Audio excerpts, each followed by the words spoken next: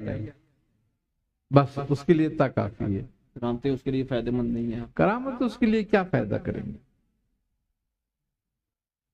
کرامتوں کا کسی کو بھی فائدہ نہیں ہوتا۔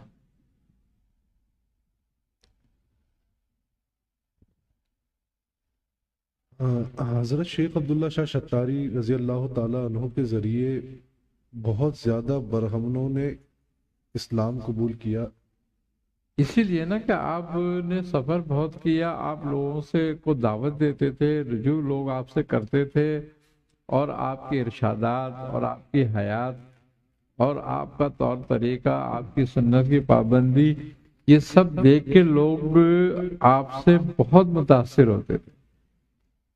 اور پھر آپ سخی بھی بہت تھے، جو کچھ آپ کے پاس مراد، جو بھی کچھ نظرانے آتے آپ غریب غربا میں تقسیم فرماتے، لوگ آپ سے محبت کرتے تھے۔